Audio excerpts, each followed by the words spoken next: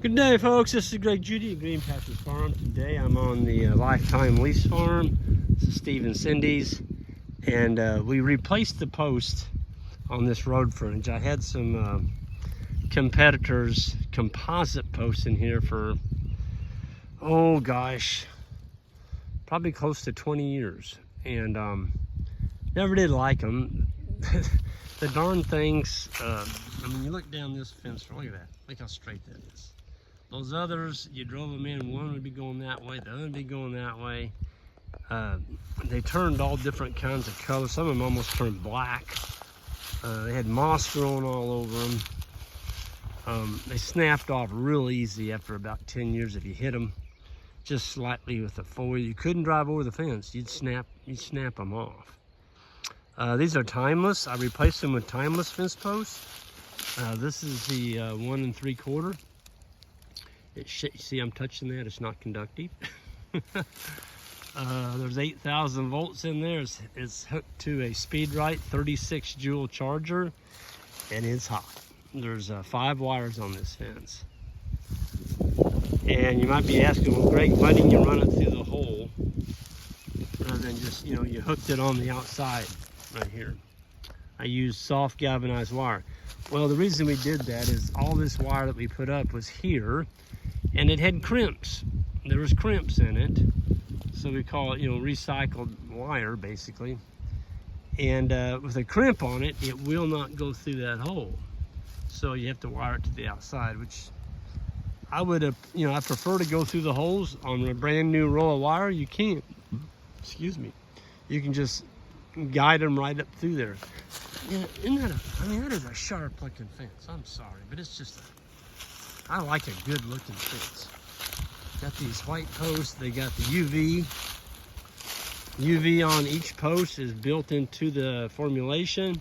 They're non-conductive, they're pre-drilled, and they're pre-sharpened. This particular post is a 5.5 footer, and this fence will be here the rest of my life. I love them. Boy, you talk about going in fast. You don't have to drill them, nothing. Just put them in the ground. You drive them with you can drive them with a T-post steel post driver. They're shaped just like a steel post. Same T. The nice thing about them is they're made in the United States. Yeah. How many things are made in the United States anymore? Not very many. Folks, look at that. That's big blue stem coming up right there. We're starting to see more and more big blue. Lots of orchard grass. You believe that Steve and I used to call this the brush paddock? And then we named it the clover paddock because the clover came on really strong when we started putting high density to it. We were able to save 2 nice white oak trees right here. Those are young ones. They're big enough now the cows aren't going to hurt them. And just a beautiful field. That's a wild cherry tree right there.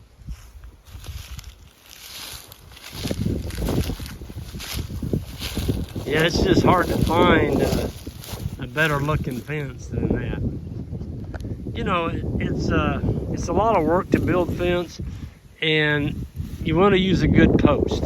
I will not use steel posts. You can buy plastic clips that go on steel posts, and every single post has got 5 wires on it.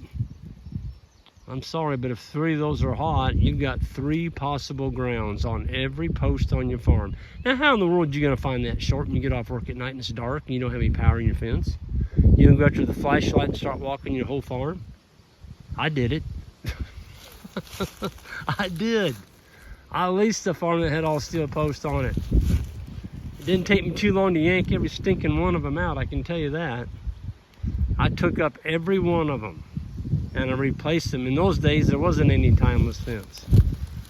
They weren't even making them back in those days. I used fiberglass. You had to paint them, but it's a whole lot better than using steel. I hate steel posts on electric fence. It just gives me nightmares. Yeah, look at that. Good looking fence. But see, the other thing about this, folks, look at this. I mean, you could move that thing. If a deer hits it, it's not gonna break the wire. It's not going to break the post, and a tree can fall on that. I've already had it happen. I had a tree fall right here on top of the post and bend it over into a U shape. I didn't cut it off for 2 weeks. Ice storm, I couldn't. Busy doing other things. I finally cut it off and that post straightened up. It took it about 2 weeks, but it straightened right back up on its own. Yep. Boy, wouldn't it be nice if you could graze the roadsides? Look at all that forage. Talk about some primo forage. Can't do it though. There's people driving these roads. Well, there's people come down this road 50 miles an hour. I hear the boys coming on the 40. I tell you what, folks, Jan and I have got a nice group of young men. Some of y'all met him at the last grazing school. And I believe he's a lieutenant colonel. He might be a general. And he dealt with young men this whole life. Golly, that scared me. Sorry, little turtle, you did scare me. I thought it was a dang snake. He moved right when I stepped. Anyway, that guy, he dealt with thousands of young men in his career. He retired out of the Marines. And thank you, sir, for your service, by the way. And he said, Greg, he said, you've got some good ones there. I mean, those are some good young men.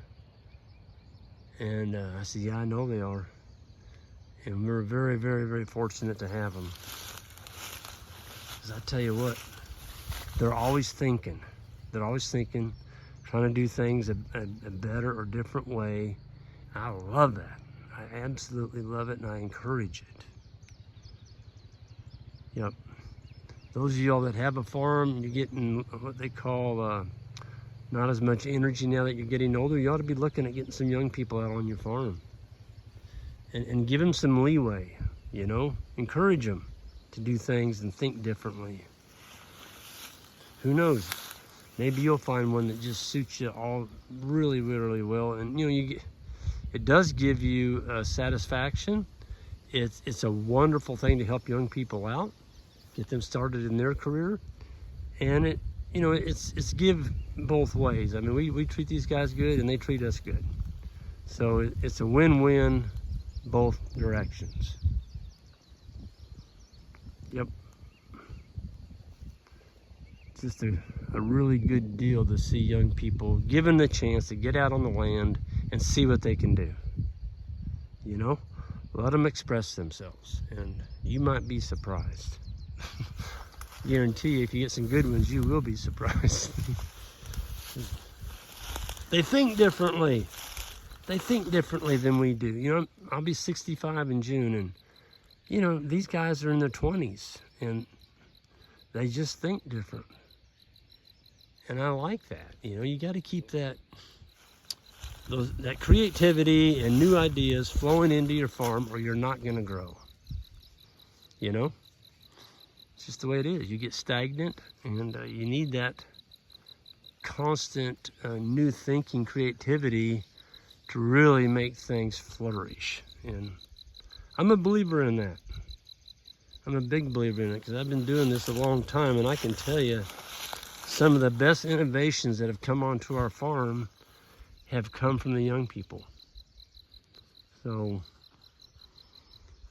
you know, if you got an older house you can fix up, make it into headquarters for an intern or two, I think it'd be money well spent. You know, I don't know, maybe instead of selling your farm off into house sites, you can get a young person started on it, and it won't be, you know, you can keep growing healthy food on it instead of growing houses. I see so many farms today, the old people die and they've left it to their kids, and the kids, they don't have a clue what to do with it, so they sell it, and they usually sell it to the highest bidder, which is a developer, and then you get houses all over it. Yep. That's what's happening to a lot of our nation's farmland today, is growing houses today instead of growing food. I don't think that's going to have a good ending. So, yeah, Young people rock. Everybody's, oh, this new generation, they don't know how to work and they don't have any work ethic and blah, blah, blah, blah, blah, blah. It's all bull malarkey. You give these young people a chance, they can show you how to work. And they're really good workers and they're good thinkers too. So don't, you know, don't think that it's not true. So I'm gonna get off here and we'll be seeing some of y'all down the road, and have a great day, and hit that subscribe button on the way out if you would. Thank you.